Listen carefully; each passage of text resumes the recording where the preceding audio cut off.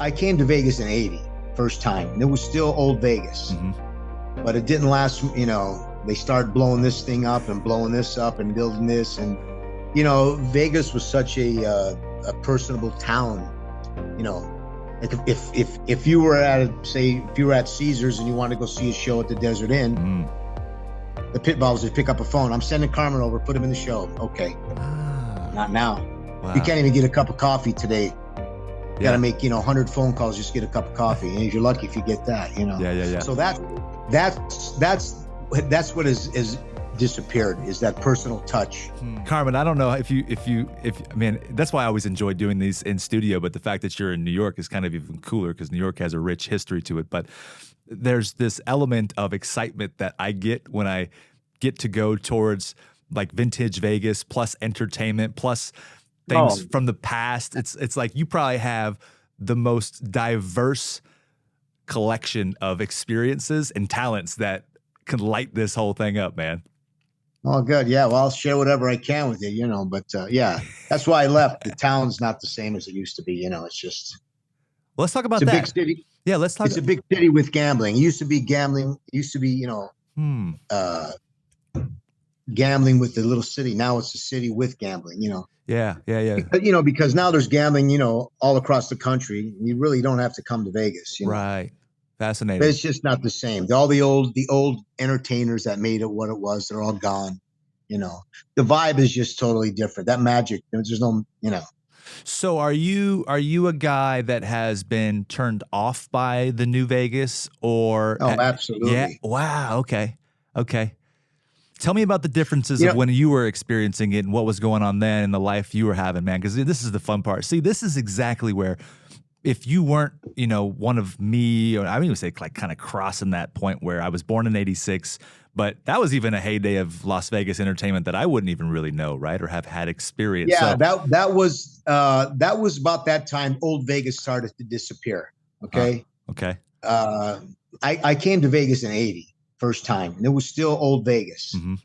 But it didn't last. They started blowing this thing up and blowing this up and building this, and Vegas was such a personable town. Like if you were at Caesars and you wanted to go see a show at the Desert Inn, the pit balls would pick up a phone. I'm sending Carmen over, put him in the show. Okay. Not now. Wow. You can't even get a cup of coffee today. You got to make 100 phone calls just to get a cup of coffee, and you're lucky if you get that. Yeah. So that's what is disappeared, is that personal touch. From place to place. Now they're all corporations. Yeah. Before they're all privately owned.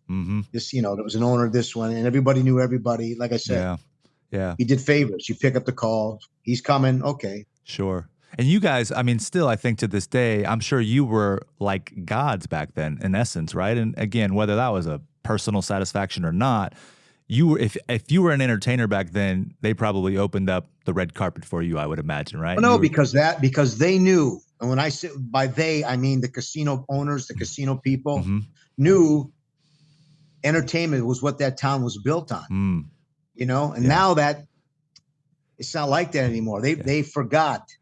Yeah. Years ago, the lounges were a big thing in Vegas. Brought in a lot of people. Sure. I talk to people now my age who say, when I come to Vegas, I spent all this money. I didn't get, what did I get? I didn't see a show. I had to pay for food out to Yin Yang, Yeah. Where before people from out of town had their people in the lounges they would come and see. Oh, so-and-so is going to be at the DI lounge. We're going to come, So it was like a mini showroom in essence to them. Sure. Yeah. And they felt, since they knew that guy they knew the performer, The word that comes to mind is it was more intimate. Is that right? No, absolutely. Yeah. Absolutely. You'd like to go to a restaurant where the owner or where the maitre d' or so you feel more comfortable. It was the same thing. People would come to Vegas, so they felt they knew the guy on stage, so it made them feel important or at home. It made them feel, you know what I mean? Yeah, absolutely. That's gone. Yeah. That personal touch is no longer around. Yeah, there was a time. To me, that's what's missing to me. Of course. More than anything. Yeah. No, I love perspective. I love the fact that someone from both sides could say, how he felt about it then and what he feels about it today. I think that's incredible. And there was a time when I remember the nightclubs as they were evolving when I was younger. I think 17, 18, 19, Right. kind of going to Pure. Pure was the first one that kind of struck out to Right. me. And you're right. Even then, it was less corporate. And so the rules and the regulations almost didn't exist, right? Oh, sure. And so I feel that point that you just made there is an important one, because as it got taken over and they started adjusting the rules, it started becoming something different. No. Very Right. neat. So you came in 80 to Vegas. Where did you come from, Right. Carmen? And tell me some more about this. 'Cause, man, obviously, I got a list of things here that I want to kind of cover. But at the same time, Mark was like, got to ask him this, got to do this. And I said, all right, man, I'm going to have some fun with that. But it seems like. No, when I graduated high school, I came to school in New York. I went to an acting school in New York. Okay. And then my parents used to go to Vegas all the time. And that's when the lounges were booming, and they were like, go to Vegas. There's a lot of lounges. You can sing, there's a lot of places. So I said, let me try it. Okay. So I came from Cleveland. I was outside of Cleveland. I came from a town called Ashtabula, Ohio. But I was doing stuff. I had a band doing stuff around Cleveland. And so I came to Vegas to check it out and see what it was all about. And I wasn't here too long.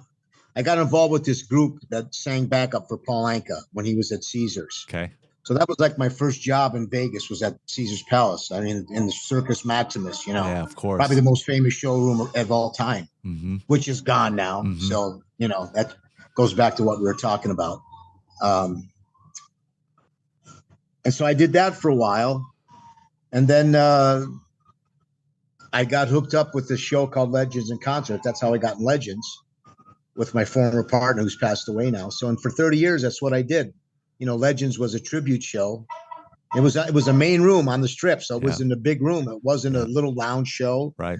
It was it still is a pretty famous show, Absolutely. Celebrities used to come on, So I did that, and I did that for a long time. We did that. And then we left the show, my partner and I, we went on our own. And we had our own, we were a national corporate act, Mhm. we did all over the country. And so anyway, that's how I got to Vegas initially. I never planned on staying that long, but one thing happened, led to another. Before you knew it, it was, but it was good. It was great. It was a great time because once again, it was still the old Vegas, Mhm. Celebrities used to come like crazy to the show, Yeah. and you get to meet them, you get personable with them, Sure. so it was fun. It was you made a lot of great friends. And, and like you said, the people knew you were the entertainer, and so it was, It's a good feeling. it's just gone now. It's just gone now. Sure. Now you got people like Taylor Swift coming in, $1,000, $2,000 for a ticket and up, Mm-hmm. and it's all young kids. Yeah. And, she's there 1 or 2 days and see you later. Sure. Yeah. But when in the old days, when Sinatra was in town, I mean, forget about it.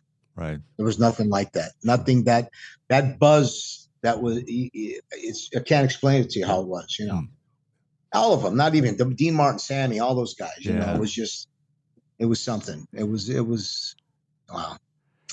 So man, I'm excited to expand on some of that. So as part of Legends in Concert, which I do believe, I have to double check, I have to fact check to see if I think it's still happening here in Vegas at one of the theaters somewhere. Well, it was at the like. Tropicana, and they closed there. Now they're doing something. I think it's the Orleans, but only 3-4 nights. Okay. And there's only 4 acts, and they're all women. Oh, it's called I see. The Divas or something. Okay. So it's changed. Yeah. Well, that show is not even close to what it used to be. Yeah. Sure. Not even. Yeah. You I saw a comment that Robin Leach made on one of your videos talking about how great the show was. So was obviously in playing John Belushi, right? There is as part of the Blues Brothers. That's what you guys were doing, right? And how fantastic is that? So what is that approach for you, Carmen? Do you realize that you have an ability to act and behave like a John Belushi by accident, or do you realize that you can become a character of other sorts as part of this entertainment talent that you possess? How does that whole thing shape itself? Because That's an honor. I feel like I look at movies today, right? I'm a huge fan of Bohemian Rhapsody, the movie, and also of Queen. And I look at Rami Malek, and I think I say Malik, right? Or Malik. As Freddie Mercury, and I think, wow, that was an impressive, over the top, incredible deal that he did there. Great job. So for you to play John in the Legends of Concert for 30 years, is there a sense of responsibility there? And talk to us about how that all came together. Well, it's funny because I really didn't know who the Blues Brothers were. I mean, I knew who Belushi was and Aykroyd, of course, because when they were doing their thing at Saturday Night Live, you know, I was in high school and had just graduated, so I wasn't on Saturday night. I definitely didn't stay home and watch TV. I was out, you know. Right. But it's so funny how it happened. When I was in Vegas, I was working at a music store, and the guy that worked there that tuned the pianos, we became friends. Anyway, 4th of July, he invited me over his house for a barbecue, right? So while he's doing his thing, he had the paper, the Review Journal on the bar. I'm flipping through it. I always check the entertainment auditions because at that time they had stuff like that in there. And there was this ad that said, if you think you look or sound like John Belushi, call this number. I didn't give it much thought, you know, but I thought it was for a movie initially. That's what I thought. When I called, I thought it was for a movie. So I called the number, and the gentleman who eventually became my partner for 30 years and doing the Aykroyd part, he had placed the ad, and he came over the house and we talked. He told me what it was. He showed me the video of the Blues Brothers, you know, the whatever. And we worked on it for about a week, and we auditioned for Jon Stewart, who was the producer of Legends. And 3 days later, we were in the show. We never left, you know. So that's how that thing happened. But as far as getting back to what you're saying, getting the character, you know, Belushi I was a lot like him before that. I mean, you know, our mannerisms were kind of the same. Wasn't as crazy as he was, but you know. But when you do something like that, there's little nuances that they do. And that's why my partner was Aykroyd was so brilliant, because you know, his name was Eric Martin, and he just passed away a few years ago. The greatest guy in the world, but he was a musical theater guy from Phoenix. He did almost 400 musicals. Wow. So you have to capture those little, of course you have to have the look. That's the first thing. So he came over, he brought glasses and a hat. He said, "Oh man, I think you got a great, you know, you could do this." So, and I studied the tape, never did a cartwheel in my life. So I'm in my backyard doing cartwheels. My neighbors probably thought I was I was flipping out, having an attack or something. So I'm trying to do these cartwheels on the grass, you know, and the dances that they do. But Belushi had that magic to him. He had a thing you could look at him and just stand there and make you laugh. You didn't have to do a thing. A little facial expression with the eyebrows, you know. So I learned to do that, to pick up those little nuances, the way he walked, he would do certain things, you know. And I think that's what made that show so great at that time, because everybody that was in that show, and there was only one show at the time when I started in '88, one show. Since then, they've branched off and things get diluted. You know how that goes. But the show, when I was in the show, was the best of the best. And that thing was still new. That tribute thing was still new. Wow. So it was kind of a novelty thing. Sure. You know, and plus the fact that people were so dead on, it was scary. It was absolutely scary. Some of the Liberace, it was just absolutely scary, you know. But yeah, getting back to your question, and then the more you do it, the more you fall into that character. You know what I mean? Yeah, you become it. The more you fall in. But the great thing was, when the show was over, that was it. John Belushi was left in the dressing room, and it was over. You know, I didn't walk around town thinking I was him, like, you know, a lot of these Elvis guys do. You know, they just saw one last night. You know, whatever. You know, they're 24 hours Elvis. You know what I mean? But so yeah, that's what happened, and the songs are so great. You know, and we just kept getting, you know, just sharpening, got better and better and better, you know, and then you get to a point where you put yourself into the character. So it's like you're doing two people. You're doing him and you together. Yeah. You know, because you can't just go out there and sing. So you have to entertain the people. Of course. And half of our show was comedy. After the songs, with the audience, and that's what made it what it was. Sure. But now, yeah, that's great. Did you find yourself more of a natural entertainer, comedian as part of your upbringing? Was there certain indicators along your journey that you were destined for entertainment of some sorts? I know you said you went to acting school and things like that, but no, I mean, ever since I started when I was 7. okay. So, okay. And I would do, as I grew older, I would do summer stock. I would do musicals, Sure. And yeah, if you had that comedy thing, if you had that little charisma thing that, as an entertainer, people want to be entertainers. You got to know if you're good or not. You can't, you know what I mean? Yeah. So there's no in between is what you're saying. So it's either you're good or you're not. I mean, you got to know, is this working for me? Yeah. And that only comes from the reaction you get from people. Huh. You go, oh yeah, hey, that worked. Maybe we this, So you got to know. You can't just say, yeah, I think I'm going to be a singer, or I'm going to be an actor. So I mean, It's hysterical you bring this up. I got to share something with you really quickly. Last night I'm talking to a mentor of mine. I just shared this again a couple seconds ago, and one of the other things that he's telling me. Because I'm doing a lot of this interviewing here in Vegas, and we're building some other content around, and I'm going to be doing some more keynotes and things like that. But it's going to be around Vegas, and he's like, "Dude, can you sing?" And I go, I'm like, turn my head. I go, "Well, not really. My dad can sing a little bit. I have a good voice. I can mess with my voice a little bit." But he's like, "No. He's like, you don't need to become, the next." Frank Sinatra. He's like, you just need to go out there and say, hey guys, I don't really know how to sing, but I put together a song for you and I'm going to sing it for you. And he's like, go get yourself some voice lessons and go ahead and become a halfway decent singer and make it part of your presentation. He goes, you're an entertainer. And I thought to myself, what a challenge, right? So Carmen, what a challenge. And you're here saying like, and it's funny that you're saying like, you either know you got it or you don't. And there's that middle part where I'm talking about where it's like, I know that I don't have it, but that's going to be my leverage is the fact that I'm admitting that I don't have it, but I'm going to still do it in the context of a presentation or a keynote speech that will give that's you great. It's kind of funny, right? You need to know how far you want to go with it or where you want to put it, what niche you want to find. That's where, you know what I mean? Totally. Yeah. I mean, there's 1,000 actors out here in New York. Right. Who have I want to be an actor. Well, at some point, mm-hmm. you have to realize, hey, this that's not working for me, or I maybe, but that comes with time. But you have to be honest with yourself first of all. Yeah. So how did that being a anchor for you for so long translate to the next evolution? So then you said you went from doing the show and you guys at the same time were going off and doing your own corporate gigs, or that was after the fact? No. Walk us to the genesis. We were in the show straight for 12 years. Okay.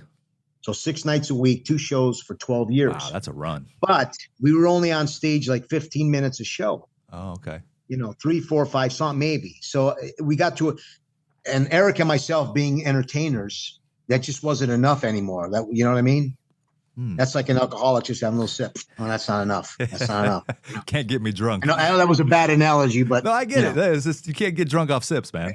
Yeah, it just wasn't satisfying enough. Yeah. So we said, and we were in between shows, we were doing different corporate shows at different casinos. We'd have different agents in Vegas who say, hey, we want you to do a show over here for a half hour on, between shows. So we started doing a lot of that. Yeah. And we're like, damn, this is pretty good because corporate pays pretty well. They sure do. So, we talked and we said, this is not happening. So we put our own band together and we left. And now we're doing 1.5-hour shows, just us, instead of 15 minutes a night. So that's how that kind of happened, what evolved in. We never thought we would do it this long. We all, Eric, we thought 5 years, 6 years we'll do it, and both of us passed up some things because we couldn't get out of the show. Mm-hmm. We were tied down, Right. I mean, Frankie Valli's a good friend of mine. When Jersey Boys first started, before they were in the audition phase, he said to me, Carm, why don't you go audition for the Joe Pesci part? Uh-huh. That's in the play. said they're doing it in San Diego. They're opening at the Globe Theater. That's where we're going to start it. He says, go. I said, man, I would love to, but I'm in the show. I can't. What am I? And then I have a partner. Right. I can't leave him high and dry. And there were other things. And same thing with my partner. He passed up a lot of things because we were tied up. But we did do things on. We did some movies and stuff on our own.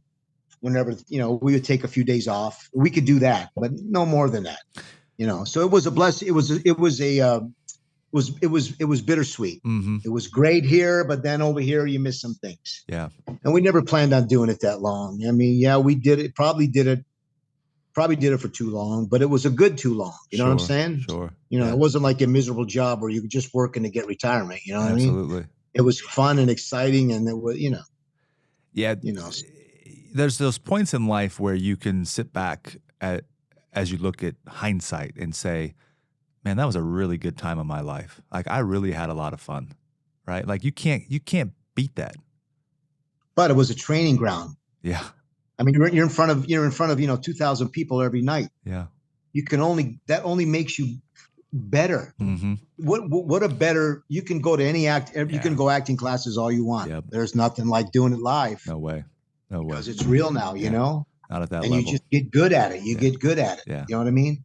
That's why when I audition out here, it doesn't faze me because I've done that. You've done that. You know what I mean? Yeah, exactly. It doesn't bother me. Yeah. New York, it doesn't.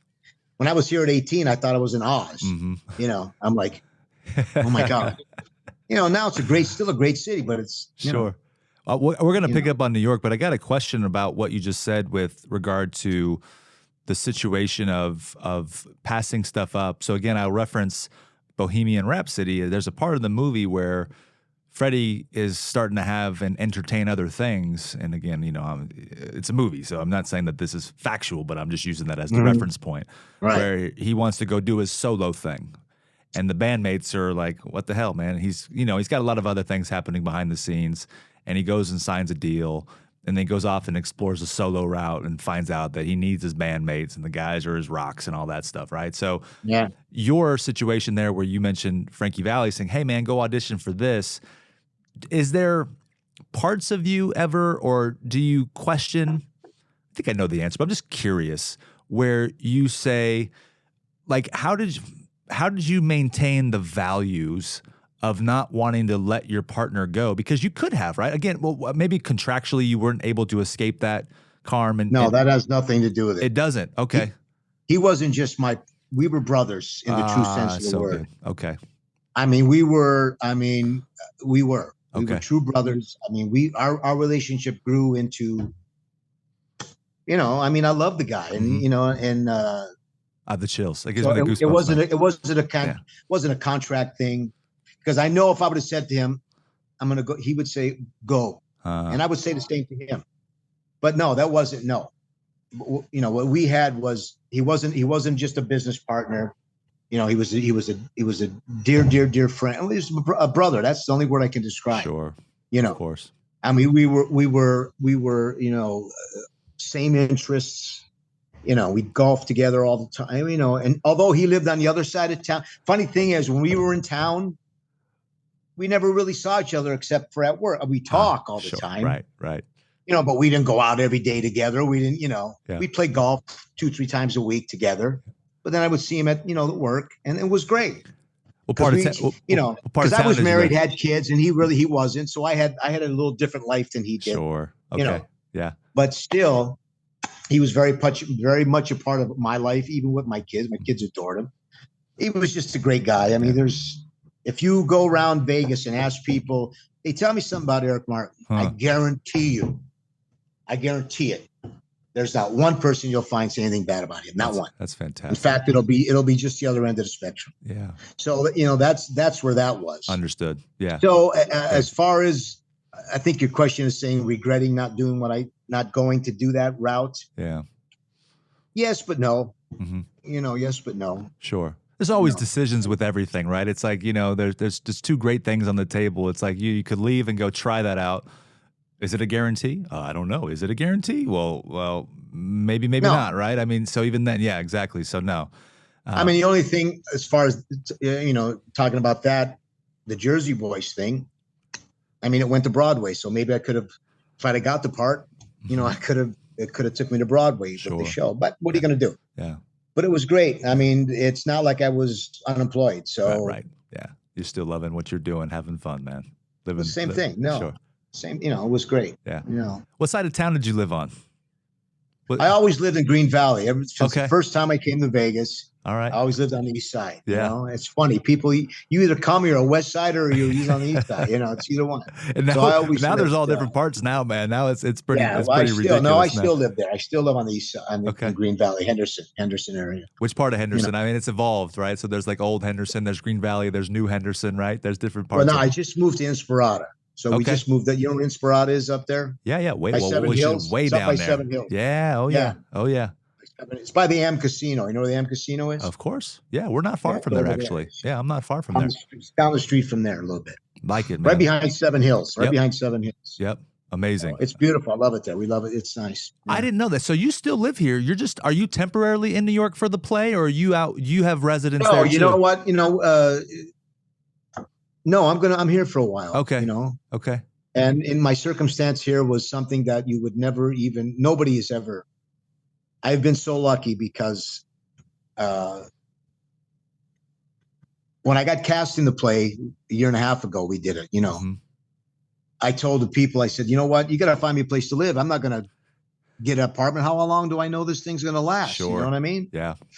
So somebody that was in the play knew somebody that had apartments out here. And so they called and said, look, can you maybe give him an apartment for the time he's here? And so the guy Tom Parisi is his name, and you know, he said, well, yes, I can do that, but it's not ready, so he can stay with me for one night. Well, I stayed with him one night, and we bonded so quickly because he's an Italian guy like me, same personality like me. Yeah. I mean, we could be brothers. We could. And he was like, you know what? Forget about it. You just stay here the whole time. And that's what that's where I'm staying now, you know, with him. Yeah. You know, so it's great. So I mean, it's Statue of Liberty is right outside my window. But anyway, that's why I'm able to stay here. Yeah. So if not for him, I wouldn't be able to stay here. Sure. Put it that way. Let me put it that way. So, I'm getting back to your question. No, I'm gonna stay here for a while. It's obviously because you're working, right? I mean, you're doing the play. Give it a show. Yeah. Well, the play's still trying to get some feet. Okay. So we're doing it here and there. We're trying to get investors to take this to a bigger theater. I see. So it's still out there, but you know, I'm doing other things. So I'm trying to do other things. So I'm in the process of getting an agent right now. So I'm going to start auditioning for everything, movies, TV, whatever. Mm-hmm. You know. But you know, just to be, and I have a couple clubs I'm going to start singing at. One's in Little Italy, Italian club. Yeah, yeah. So that's going to keep that. You know, that'll be fun doing that. Yeah. So just. So you're saying there's a good chance you'll be there when we come in October? Oh, I'll definitely be here. Oh, yeah, God willing. That's my plans. Yeah, yeah. You know, yeah. Where I'll be, what I'll be doing, I don't know, but you know. So can you sing something for us? Is it something in the way she moves? No, that's an old joke. Give us your best. Come on, give us your best right now. Give us a little taste of Carm. See, this is the part I'll give you a song from the show I do in the show. It's Why Do I Feel the Way I Do? I'll give you a little insight on the show. It's called Mike and Mindy's Wild Weekend Jam. Okay. Mindy's my daughter. She's married to a guy named Mike. They want to be singers. They want to be famous. I'm the Italian father who says, you know what? You want to be with my daughter. You better come and work for me. Get a real job. Forget this pipe dream. Mm-hmm. You know, come and work for me. But anyway, so throughout the show, there's the friction between them. But in the end, they get discovered. Mm-hmm. But and in the show, I sing a song, Pipe Dreams. Him and I sing Pipe Dreams. Okay. You know? I have a pipe dream of my own. I always wanted to be, a baker. Anyway, but I own a plumbing company. And then he sings, pipe dreams, nothing but pipe dreams that slowly washed away. Pipe dreams, I watch my pipe dreams wash slowly down the drain. So that's, you know. I love it, man. That's fun. It's a good show. Send me the full song so that I can incorporate that into my future singing career. Oh, that's a great song. It's a great I love song, it, man. Can you It's a sing? Can great you song. sing something from the Blues Brothers still? Oh, I still do it. Yeah. In Yeah. fact, now I'm doing Tony Bennett tribute. Yeah, I know. I saw So that. Yeah. I have that show with Lady Gaga and just Tony by myself. Give us a taste, Oh, man. This is like, I think people love to hear and experience that part, right? If we don't get to the go to the Blues Brothers ballroom thing, with you. When I started doing the Blues Brothers, I wasn't that kind of singer. Mm-hmm. When I was singing, other than doing the bar stuff, the top 40 stuff, I was a Sinatra guy, and I that's how I was a crooner, if you will. You can Sang sing that Sinatra. kind of stuff. Let me jump in, Carmen. You can sing Sinatra for the rest of this podcast, and we will have made our mission complete, man. Well, see, there you go. Yeah. So when I started doing the Blues Brothers, for a couple of weeks, my voice was kind of, because I'm a soul man. I didn't sing like that. Yeah. So every night singing like that, you're like, my voice got a little rough. Right, So it took me a couple of weeks to get for my throat to acclimate to doing that kind of stuff. So, but it's crazy. The Blues Brothers thing is, it surprised me every time we did it because, we did it in other countries. Sure. We've been all over the world, and it's amazing to me how they look at the Blues Brothers. They had one movie, yeah, and maybe 4 albums, yep, and a handful of concerts they did, but of course they did it on TV, sure, which there's no better advertising than television. Yeah. In fact, I was there yesterday. I have a friend I went to school with. She works for Saturday Night Live here in New York. Mm-hmm. So she says, Carmen, you want to come over? I'll give you a tour. Oh, cool. I was on the stage. I was on the main stage at Saturday Night Live. That's so awesome. I was like, oh my God, Full you got to be kidding me. Yeah. This is ridiculous. Pictures all over the wall from day one till up till now, And so anyway. Wow, that's fantastic. Yeah, that was a treat. But yeah, the Blues Brothers thing, I mean, in Tokyo, they're bigger than Elvis in Tokyo, I'm telling you. Yeah. And I'm like, what, are you kidding me with this? And they sing along, but I don't know what the appeal was for that. I don't know if it was Aykroyd Belushi had the appeal, or it was the characters, Jake and Elwood, that had the appeal. Maybe it was both. It'd be a fun project to dissect. That's a great question, right? It's, you always think about what was it that made them hit type of thing, right? And so I had a great conversation the other day that really stressed, and by the way, I'm not letting you escape this without doing Sinatra and Tony Bennett. So start. I understand the Blues Brothers and the raspy voice, and that's totally different, isn't it? And going hard there. So I'll let you off the hook for that one. If you want to see him performing as John Belushi, go look it up on YouTube, Legends in Concert, and find Carmen Romano. The man is there. Well, we go by. You can see. You can look up the Bluesmen. BLUZMEN. There you go. The Bluesmen. So if you would say it, it would sound like the Bluesmen. Okay. But it's pronounced the Bluesmen because we had trouble from the estate. They were always after us. Really? Oh, big time. So wait a second. So this is during your time? When we were in Legends, we were under the umbrella of Legends and Concerts. So Legends paid correct the Blues Brothers estate or the Belushi estate. I see. For us to be able to do it. Okay. When we left the show, we were on our own. Wow. So they were trying to come. Yeah, they tried to, they threatened a lot, never did anything. They threatened a lot, Fascinating there. That opens up a whole nother set of questions and like just pushing yourself forward in almost like an act of faith where you're thinking, hey man, I've invested X amount of time to become these types of people for this type of an audience. Let's go for it. Is it, honest question, Carm, is it an I don't give a shit, or we're going to try our luck and see how far we can push it before we actually can't do it anymore type of thing? That's a good question. For me, being the kind of guy I was, it was like, I don't give a shit. Now my partner, he was more of the business guy. He was, that's where he was different than me. And I think that's why we worked so well, because we had both sides. Sure. That would bother him a lot, Every time we'd go and do a show, he would worry about that. I'm like, fuck them. What are we doing? What are we doing here? If they knew how many times people that have seen the show came up to us after the show, say, you know what? I never really knew who the Blues Brothers were, but man, you guys are fantastic. I'm going to go out and buy the movie. Well, we didn't make any money off the movie. Right. They did. We didn't. Sure. So in essence, we felt like we were almost keeping them alive. We were Wow. keeping the Blues Brothers alive because obviously they weren't doing it. Yeah. Although Aykroyd was doing it with Jim Belushi. Okay. You know, yeah, but not regularly. Every once in a while, you know. But we were getting it out there to the people all across the country. Sure. Because we were doing all these casinos or, you know, and casino theaters and stuff. And, you know, we would get that so many times. I'm going to go out and buy this movie, man. I never liked them, or I never realized, I never knew who they were, you know. So that's how I felt about it. Sure. You know, they always wanted us to get licensed. They being the estate, you got to get licensed. Come on. Yeah, are you kidding me? Are you kidding me? Come on. They never. Only one time it happened that they shut us down. We were doing the theater show somewhere, and they found out. They called the theater owner and said, if you have these guys there, we're going to cause you so much problem.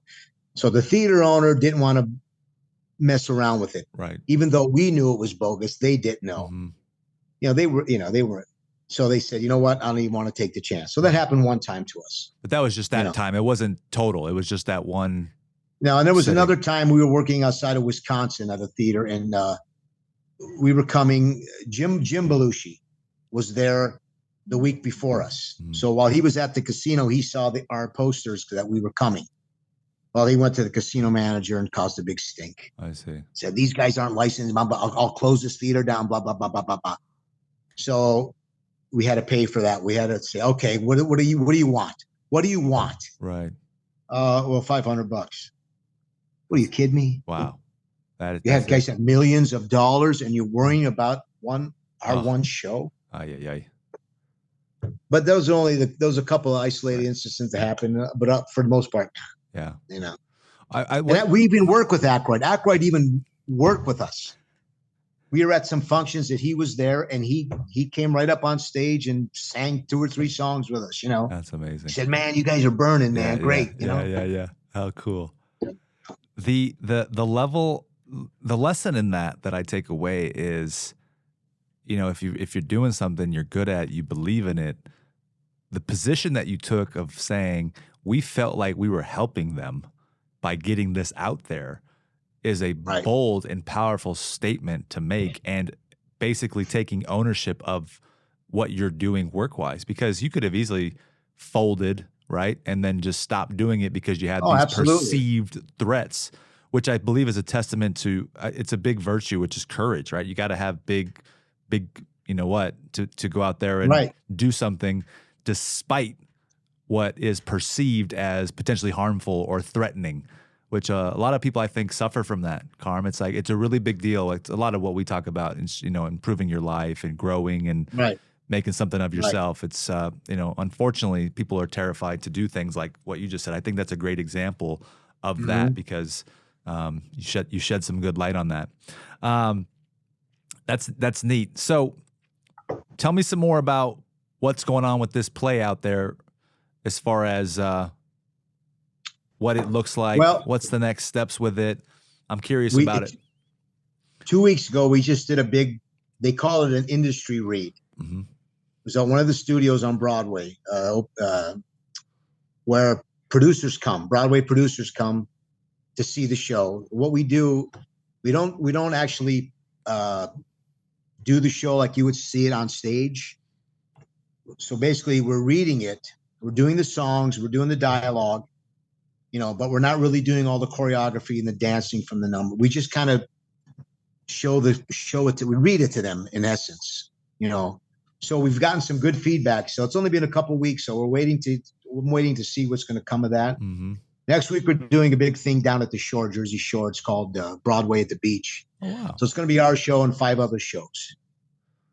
We'll be doing some segments from the show down there. Sure. So we'll see what's going to happen from that. But you know, it takes a lot of money to do a Broadway show, man. Even off Broadway, you know, even off, it takes a lot, millions. Yeah. I remember. But it's a good show, and we believe in it. It's been going for 2 years. It's been poking its head out for 2 years, you know, here or there. And every time we've done it, been great response. We did it in the Village last year for 5 months. You know, it was sold out every night, you know. That's incredible. So that's getting back to what I was saying. You got to know if you're good or not. Yeah. You know, you got to know if the show's good or not, or don't waste time trying to do it. You know what I mean? Yeah. So we all believe in it. It's a good show. I mean, I really do. It's a fun show. You know, it's a good thing. Tell me, yeah. So I wanted to finish up the thought that I had earlier about the Blues Brothers comment about it to hit it type of thing, meaning like, you know, what made it that helped them become something. What I was saying there was that timing of life, I think, matters a lot. Like today, the Blues Brothers wouldn't be a hit because there's a gazillion different types of acts with all the social medias. It's like, it's completely different today. It would be a much different climb to make it successfully than back then. So Oprah wouldn't be who she is today if she was doing what she is doing today in the crowded market space, because back then she was one of only doing it at that time. And then she got in at the right time of life. And so there's a lot of situations like that. Right. So, those beg the curiosities of, at that time frame, you know, it probably was a unique thing then, and it hit, and the only way to see it was via that method or that channel of TV. And because of that, that's right. Yeah. That's the hook that our show had. When the show first started, it was only dead people, only dead legends. Okay. Right.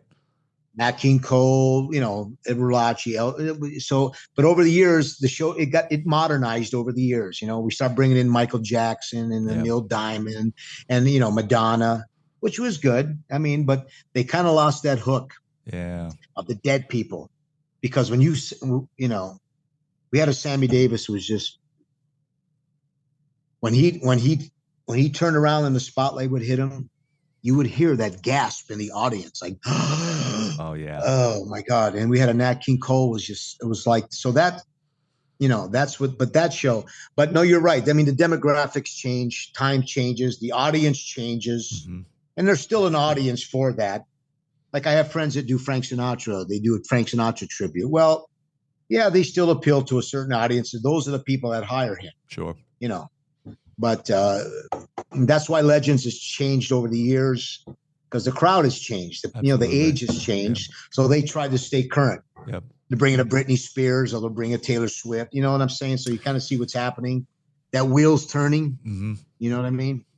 Yeah, there's a blend that I enjoy seeing of timeless art, whether it's music, movie, some other art form or craft. And again, I go back to watching how Queen became a thing again in the modern day to younger generations, because they were able to go through the movie route, and the people went to see Bohemian Rhapsody and they didn't really know who Queen was or what they were doing. And now you have a new generation that loves Queen's music because the music is still great. You know, it's still worth rocking out to. Same with Sinatra or any one of these guys too. It's like, obviously it was decades ago, but I mean, there's not a day where we don't pop on some Sinatra and, you know, get excited about it and listen to it. Good is good. That's right. Good is good. I don't care if it's 100 years old or if it's a day old. Good is good. That's true. You know what I mean? Exactly. So exactly. You know, that's like the little trend that was happening here in New York for a while. They were doing a thing, they were calling them jukebox musicals. So there was a Temptations musical, there was a Tina Turner musical. Right now there's a Britney Spears musical. So they're not really plays, or they're like almost biopics or bioplays, if you will. Right. You know, the story of the Temptations. Albeit it was a great show. I saw it. You know, so that, and there's a Neil Diamond show here. It's called Beautiful Noise. You just opened. You know, so that trend's kind of going on right now. You know what I mean? Sure. They're almost like biography show. You could, you know, whatever. Yes. Like Jersey Boys really kind of started that thing. Okay. It was a life. You know, it was the story of the Four Seasons. That kind of started that type of musical. Yeah. You know what I mean? But a whole different world that you're familiar with, man. That's really neat.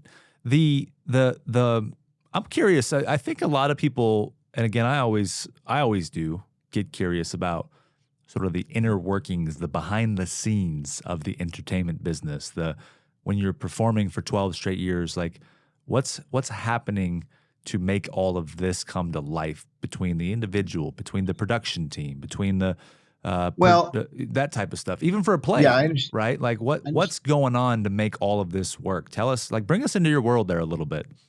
Well, as far as the Legends thing, I mean, you can't get complacent. You have to keep changing all the time, no matter if it's something, just a little something different. for one thing, it keeps it fresh for the performer, and it also keeps it fresh for people that've seen you, because we had people came back multiple times, But anyway, it's funny you say that. She gave me the tour last night of the Saturday night of the studio. Yeah. What's happening backstage just blew me away. I mean, the technical, the audio, the costumes, the set construction, the light, everything. I mean, what you see on TV, you don't even think about that. Mm-hmm. You're just enjoying what you're seeing on TV. Right. You don't think about what's going on, and I was just blown away. I mean, they had numerous control rooms and this and that audio and so that's things people don't see behind the curtain, you know what I'm saying? Yeah. But you have to keep, like I said, you have to keep changing, you have to keep it fresh, just a little bit, not a lot, and but we had so much fun off stage, it was just ridiculous, I mean. How do you? Yeah, I can imagine. I mean, it was a joy. It really was. It was a joy, to go do that. But as far as New York, that I know about that stuff, but I don't concern myself about that stuff. I'm worried about doing my performance as best I can on stage. You light me the way you want to light me. It's your job to make me sound good, whatever, So I don't worry about that. But it's. So let me ask you that on that front, because I think in the world of looking at, let's just assume it's a team sport to some extent, right? If you're doing a play, and even in Legends, you had a partner in Eric that was responsible for playing Dan. It's like, okay, so with how you're approaching it now, how much of it is you trying to satisfy the craft, but then also be cognizant and mindful of the individual and the audience, and then thinking, well, if I'm just using this as an example, and I could be way off. If the producer or the writer of the show wants me to do X, okay, but you, Carm, are like, well, I don't like X because it's not going to satisfy the audience the way that I think that it will. Do you have the courage to go and say, you know what? And I'm not saying this literally, but basically give the middle finger to the producer or the writer and say, no, because the audience isn't liking this or won't respond to this? Or how do all those dynamics sort of play together? Because you almost have to think you have multiple bosses, because the customer is ultimately your biggest boss in the entertainment world. Absolutely. No, right. Well, then that happens, but you can't do that, because they'll say, see you later, thanks for coming, unfortunately. Yeah. Because it is like, it's a job. You have your boss, who's the producer. Now you would talk to him about it. You would say, you know what, I don't think this is going to work. Why don't we try this, So you kind of try to get to a middle ground, if you will, with him, because a lot of producers are producers, and they're looking for the bottom line. A lot of producers aren't performers or entertainers. Right. Some are, and they know what they like and what's good, but not always what works. Yeah.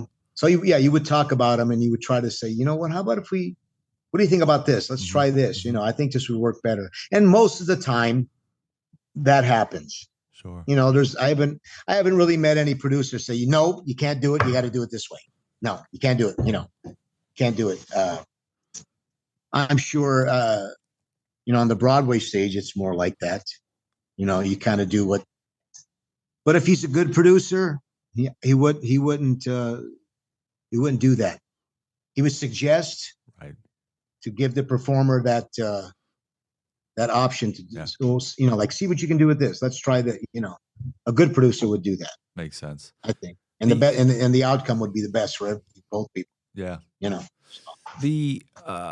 So it's obviously, I think there's a mutual respect there, right? I mean, it's there has to be. Yeah. No, there has to be. Right. I mean, sure, because theater people are very temperamental. On both sides. Sure. On the management and on the other way. So, give me an example. What do you mean by that? What do you mean by that? If you have a producer who's a tyrant, you're not going to get the best out of your performer. I don't think. Mm-hmm. You know what I mean? One thing, they're going to say, you know what, I can't do this no more, or they're going to be so inhibited that they won't be able to give the 100% that they can really give as a performer. You know what I mean? But I think something that has longevity, then I think it's working on both sides. Okay. You know what I mean? Yeah, of course. Like in Legends, we had our producer. He knew what he wanted, but if he hired us, he had confidence in us to kind of let us do our own thing. You know, and every once in a while he'd say, well, you know what? I don't know if that's working. Why don't you try this? Why don't you try this song? Or how about if you do this?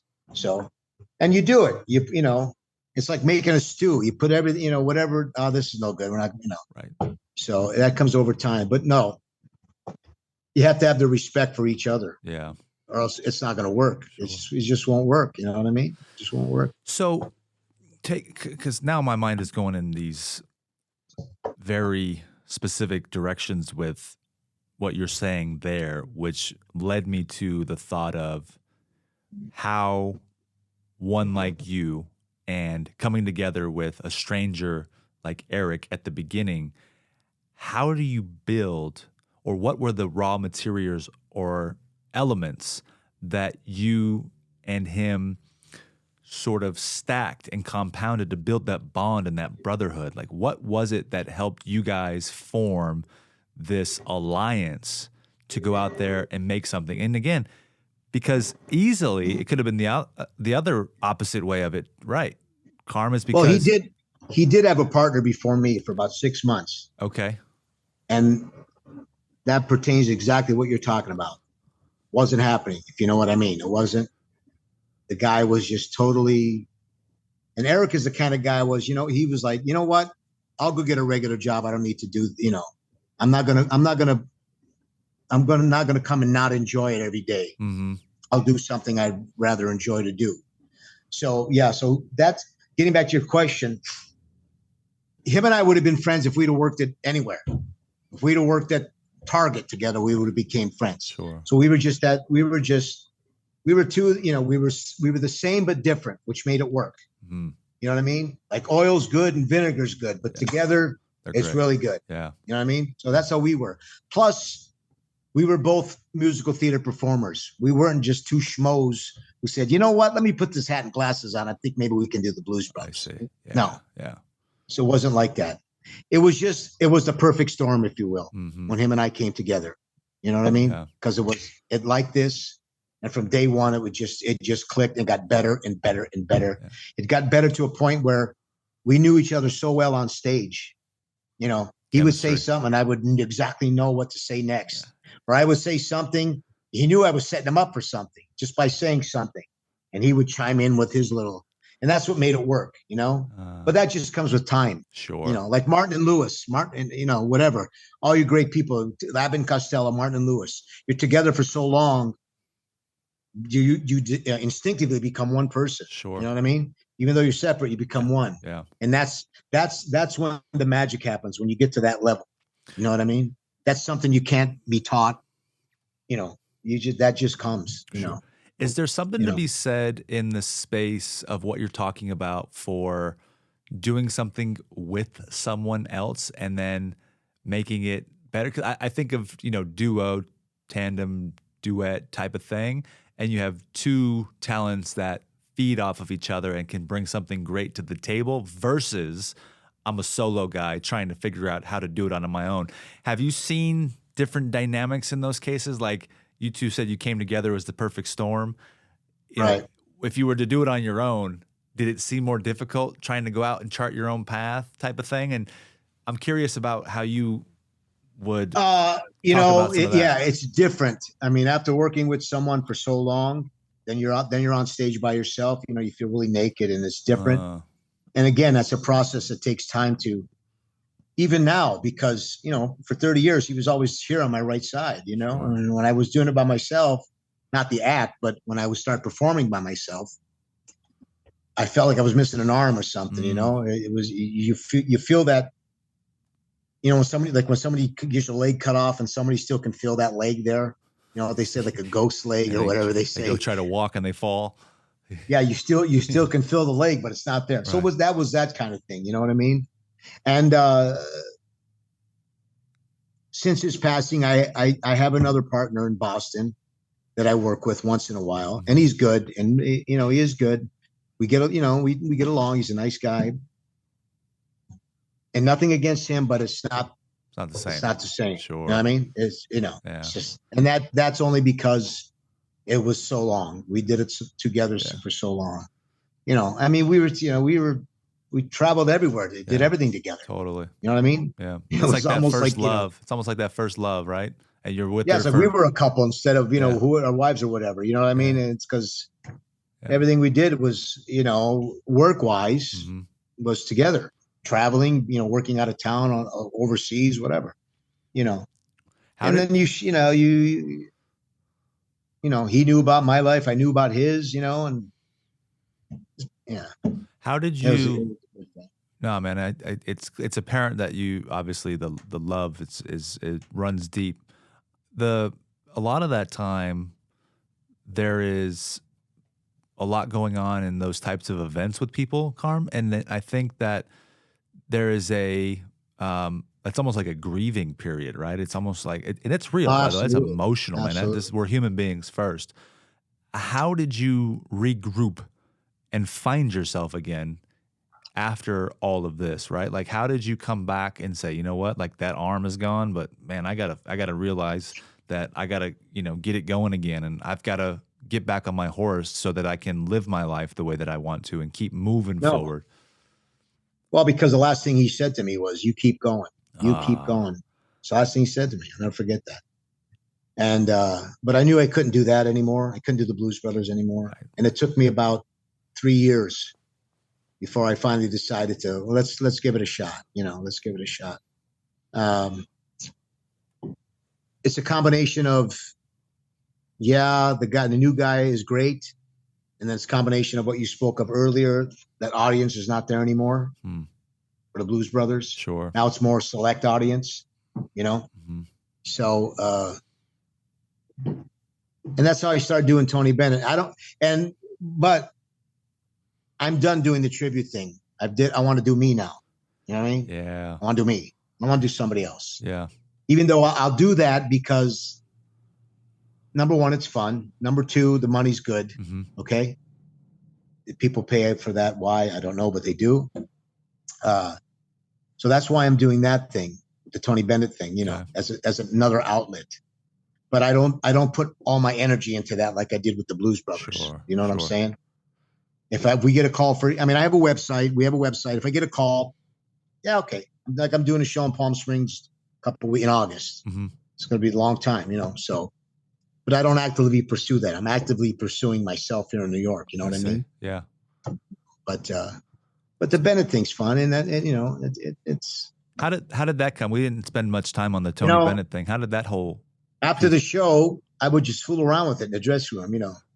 I want to be around. With people are going, man, you should think about doing that. You should, get the hell out of here. Yeah, of course. Everything you say, right? And a while, and then again and again, we'll do it. And then he hit with the Gaga, him and Lady Gaga. That's when that thing took off. The Bennett Lady Gaga thing. That wasn't that long ago. So we had a girl on the what's that? That wasn't that long ago.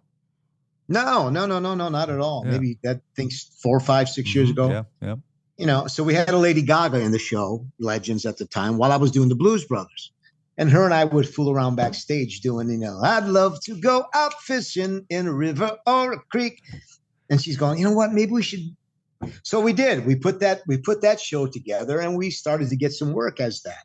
So that's how that took off. And I love singing those songs. I mean, come on, that's no matter as I sing it by myself or in the character, Sure. And it's totally different than the Blues Brothers, Tony Bennett stands there and sings where John Belushi never sits. Yeah. That was the hardest adjustment for me to make when I started doing Tony Bennett, standing still and singing, as opposed to, doing the Blues Brothers thing, so that's fun. It's, if it comes along, I'll take it. It's fun, but that's how that happened. But again, by accident, like the Blues Brothers, by accident. You know what I mean? So that's incredible. I enjoy it. I think you bring up a good point that you're talking about that I think a lot of people are also going through in their lives, where you got tired of being other people and now you wanted to do you. And I think there comes a point in all people's lives where I think it's very dominant in today's world, where work-wise, people are tired of working for other people and other jobs, and they want to do their own thing. They have what Sure. they feel are these creative expressions that need to be released, or these entrepreneurial endeavors, or these arts, and they just don't know what to do or how to do it. Is there something in there that you could share that acted as a support, or maybe an insight that helped you pivot off of thinking doing it for other people was the right route, and then realizing that yourself was the more expressive route that you wanted to go now? I'm sure you have some that's both. What you said, it's a combination of what you both said. So when we were in the show, the producer, okay, I mean, he was paying us well, but he was making the bucks. Mm-hmm. Well, but I understand, because he put the money up. You know, without him, we wouldn't have a show. But it also works vice versa. Mm-hmm. Without us, the acts, not just the acts, he wouldn't have a show. Sure. But you know, he was the impetus that got it started. So he put up all the money. So now, you know, naturally. Then we decided. So what I said is twofold. Number one, what I spoke of earlier. You know, we were only doing 15 minutes a show, which was not enough for us. Number two, why don't we do our own thing? We'll make all the money. Mm. Okay, so it was both of those things contributed to our decision to leave the show, to do more time, do our own show, have more fun, you know, and to make the money. All the money whatever we made went to us. We didn't have to, you know what I mean? Right. So that's kind of how that evolved into our own show. You know, those were the two main reasons why. Sure. You know, well, like how we can do this. That part's pretty clear to me. I'm talking more about today, where you recently just said a few seconds ago that you don't want to do any more of those types of things, even though you kind of had sort of started segueing out of Blues Brothers, and you know, you just mentioned Tony. Now you want to just focus on you, right? Now you want to be Carmen. No, Romano absolutely. Because no, I mean, look, that's fun. Do that. Here's what here's what I always used to say, like when we had a Neil Diamond in the show. Now, if we had a Neil Diamond in our show, as good as he was, if the real Neil Diamond was across the street, who are you going to go see? You're going to see the real guy, right? Mm-hmm. So that's kind of where, I mean, that's kind of where I'm at. I want to be me, get my name out there. Sure. And not for any egotistical reasons or anything, but it's just more rewarding. You know what I mean? It's more rewarding. Yeah. I mean, there's already been an Elvis. There's already been a Frank Sinatra. I don't give a shit how good you are. You're not the real guy. Yeah. You know what I mean? Sure. And so I'm trying to get to the next level, if you will, mm-hmm. to where I want to be, you know? And do me. Yeah. And do me. You know, I'm not singing like Tony Bennett. I'm singing like me. Yeah. You know what I mean? Sure. So it's more fulfilling, more rewarding in that aspect to do that. That's great. Plus, you know, there's so much more out there. Sure. So many more opportunities to work, whether it be Broadway, whether it be film, whether it be TV. Mm-hmm. You know what I mean? Yeah. When you do that, you're trapped into that little circle. Sure. You know what I'm saying? So are you as excited and as motivated today to keep exploring what opportunities are on the table after the career of what you've done and all the early more so being in the city is electric. I mean, yeah, I agree. It just makes you wanna, you know, it's just every day you get up and you're like, oh, maybe today, let's see what's going to happen today. Sure. You know, but that buzz is in that city. So if you're in the field that I'm in, that buzz is right there. It's hard to explain what it is, but even though when you come, you'll see, you'll feel that excitement here. Yeah. I mean, there's no city like New York. I've been in every big city in the country. It's not like this. Not like this. I've been to Tokyo, bigger than this. Mm-hmm. Not like that. Mm-hmm. You know what I mean? There's just something here. I don't know if it's the history or, you know what, it's just, you know what I mean? It's special. It is it's almost like, I remember when I first went to New York in 2016, it was my first time ever. I was going for my 30th birthday, right after I got sober. I was on the subway and I got off down near Wall Street-ish area and I walked up into the city, and it's almost like I got sucked into that energy. I was like, what is this? No. I was taken the aback. horns, the traffic, you know? dude, it was like, Just oh, going. yeah, man. It was like I got hit with a bucket of cocaine and I was like, woo, and I was ready to go, man. And it was pure and it was New York City and it never stopped no matter where I went. No. And so, I mean, I'm on Broadway at midnight sometimes, yeah, jam-packed with people, jam-packed with people. that's good. And by Like, the way, this is crazy. is it back to, because funny enough, when I was saying a few minutes ago when we first started, which was I met my fiance when she was living in New York. I went to visit her right in the middle of COVID. So it was dead. Like last time I was in New York, it was the heart of the pandemic. So has it rebounded? Does it feel good again? Yes. Oh, okay. absolutely. Okay, good. Yeah.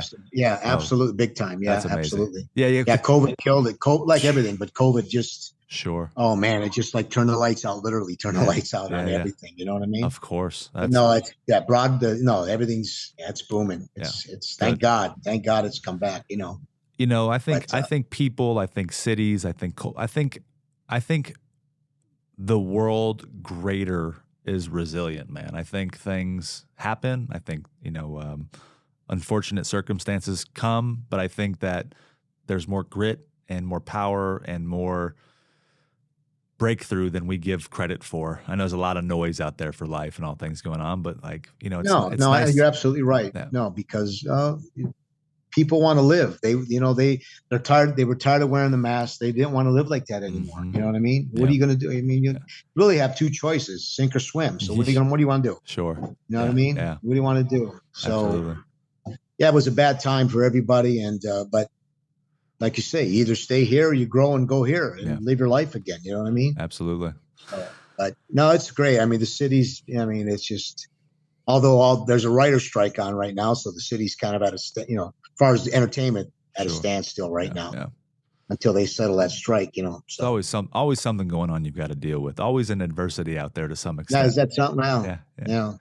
It's not easy. Not easy business. It really is not an easy business. You have to be willing to be poor in this business before you make it. You know what I mean? Yeah. Unless you're extremely lucky. Right. Yeah. Unless your daddy's in that. Yeah. You've got to go through the difficult times in hopes. But that makes you that develops your character. You know what I mean? Does. Yeah. That gives you that will. You know what I mean? Yeah. A lot of people go home because you know what? I can't take it. I'm done. Mm-hmm. Your job. Go back into the real world. Yeah. Can't. That's why this. And then they suffer. They suffer for the rest of their life because they know deep down in their heart they didn't go for their thing all out. Well, that's what people ask me. How did you choose acting? I said it didn't. It chose me. I didn't choose it. It chose me. You know what I mean? Wow. So it's here and. Yep. It's in you, man. Yeah. Once you get the bug, you cannot not let it go. Right. I'm with you, man. Totally. No, I mean I could be making $1 million a day, which would be okay, but it wouldn't be satisfying. You know what I mean? Right. Yeah. It's not. So I'd rather be poor and do what I like. You know what I mean? Yeah. So, I say I've been lucky, but I did my time too. Sure. I was in the trenches for a while. You know what I mean? I got lucky enough. God blessed me to get Legends. Yep. Which that was a big thing for me because I met umpteen people, met a lot of celebrities, made a lot of connections I wouldn't have made on my own without that. You know. Absolutely. So, I believe everything happens as it should. Sure. You know what I mean? There's that. Any we're gonna start bringing this plane in for some landing. Is there any other? I guess another. Let's use the word legendary story that we could be privy to that you may have that we haven't heard yet. Because I'm sure, man, life always has a million different pieces of information and barely scratch the surface. Is there something out there that we would be captivated by? Something we didn't hear yet? I don't know. I mean, they've all been, there's just all the people I've met, all the celebrities, you meet them for the first time. It's like, everyone is, to me, is legendary. Has been, but I would think the Frankie Valli thing, because as a kid growing up, he was, to us Italians, he was like, forget about it. Right. After Sinatra, it was him. Yeah. And I would go see him wherever he'd come. I'd go all the time, and then to actually meet him in person and become friends with him, to me, that, legendary things, I mean, being in Russia was something different. I'm sitting in the middle of the Kremlin looking around and going, what the hell am I doing here? Yeah. All I could see were these big missiles going through, on the with the cruise Sure. with the crew, all these guys and stuff, So I'm like, yeah, this is surreal. It was like a dream almost. Mm-hmm. Those are the good things about it. In Berlin, I mean, I'm a big World War II guy, so being in Berlin, to me, that was pretty awe-inspiring to me. That's cool. So yeah, very neat, man. It's been a good ride so far. It's been a good ride. No, man, it's great. I miss the old Vegas, though. Getting back to the top of the show, I miss old Vegas. Bring us home. I'll ask you a couple more questions after that, but bring us home with some, extra nuances of old Vegas, man. Come on, give us the old Vegas. Because I do believe that there is spirit, a lot of spirit in things that come from the past. And I know that Vegas had just a rich spirit. And even though you could argue that, it was a gangster-led, mob-led, blah, blah, blah, blah. I understand. And that's one of the things that come up. Mm-hmm.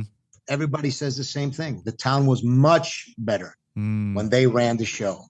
Wow. And it was. Because number one, they knew, just come here. We'll give you free rooms. We'll give you free food. Just come. Like the spider said to the fly, just come into my web, Yeah. And once they got you in that web, they knew you were going to pay much more for those free rooms and that free meal. But they were smart. See, today, people come spend money. They don't get anything for their money. Like I said earlier, they don't get anything for the money. Can't go see a show. Who wants to go see these, not that they're not good shows. They are. The circus shows are great. But people my age and a little younger, and maybe a little older, don't really want to see that. I know I don't. Right. I'd rather see a live person, And like I said before, when those guys were in town, even the casino, when I first got here, you could go to Caesars. There were movie stars walking right through the gambling right on the casino floor. You'd be sitting right next to them. Just, you know what I mean? Yeah. That's the magic that had, the Vegas had. Yeah. You know what I mean? Absolutely. And that's gone. So that allure, that magic has gone away now. Now it's a business town. It's a business. I think the only thing that they still let you do that with is gambling, right? Come in. Well, you still have to spend money on the gambling part. But but now you're paying through the yin yang. No, that's even not. That's, you're paying through the yin yang for the hotel. To get there, the food is astronomical. Mm-hmm. Breakfast used to be $1.50. You eat till you throw up. You know what I mean? And now forget about it. Yeah. A napkin will cost you $1.50. But times change, and I understand that. I get that. Times change, but no. I wish it was still run by the people that used to run it. Absolutely, man. Yeah, no, much better. I always have these fantasies of. Maybe I wish at one point, or maybe I did, that I was able to live back in time and experience different generations, because it just looks so compelling to me. If I had 3 wishes, that'd be one of them. Yeah. I always thought about that. Can't tell the other 2, but that would be one of them. Come on, you can share with us. It's appropriate for the show. That's a different network. That's funny, man. No, cool, man. So let me ask you, man, what, so obviously in the spirit of the show, we're always about, great conversations are important, but ultimately it's, life story, it's evolution, it's making progress, it's pursuing your best self, right? And coming to terms with, who you can become in this life. And I think you're a great example of that. But I always ask is what does always on the grow mean to someone like you?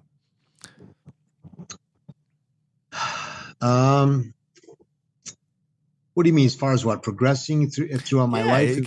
Correct. And you could basically, and that's essentially what it is, right? It's like, it means that as I look at it, it means that we're constant and never ending improvement, right? It's like always on the grow. Well, if you become stagnant, I feel you die. I really do. I don't see how you cannot trying for that next thing, if you do the same thing, what's that? Sure. One day you wake up dead. You know what I mean? Yeah. So in any field, not just entertainment, I think you have to have outside interests. You have to have you have to have a reason to get up in the morning for it. That's the best way I can put it. Can't just get out of bed, put your shoes on, and go. And some people, that's fine. There's nothing wrong with that. Yeah. You know. But I think once you become stagnant, now you're in trouble. Yeah. Now you're in trouble. You know True. what I mean? And your comment there makes me think about your 12 seasons and that word exactly. Like life has seasons to it, right? Oh, and absolutely. Absolutely. If you stayed stuck on that and the fact that it broke down after 12 years or seasons, then you may not have explored the next version of life or yourself or professionally what it could have become. And so I think about the frog that goes down on its sinking lily pad, right? It's like if it doesn't jump to the next thing, well, it's going to go down with the sinking lily pad, and it's going to, in essence, can a frog drown? I don't even know if a damn frog can. That's a great analogy. That's a great analogy. Yeah. But can a frog drown? I don't even know. Yeah. You understand the point, ladies and gentlemen. You know what I'm trying to say. I get the point. No, it's a great analogy. Very true. Let's use a boat or a ship. If the boat starts sinking, get off the damn boat and go to the next one. How about that? That's very true. I mean, especially in my business, things change so quickly. Yeah. You know what I mean? They change. So people are like, wow, you're great. What's next? Mm-hmm. It's that type of thing almost. Yeah. So you have to keep changing to last. Yeah. Longevity. You have to have that longevity. Yeah. I mean, that's like Elton John, Madonna, they kept on changing, progressing, unlike the people who kept singing the same hits year after year, year after year. You have to keep changing and progressing to last. I think the word is relevant. It's how do you stay relevant? Right? That's a good word. That's a good word. Yeah. That's right. Very powerful, man. Good word. Are you currently promoting anything? Do you want us to come and search for you, find you anywhere? Social media, channels, handles, anything? I'm just trying to promote this show. We all are the musical that we're doing right now.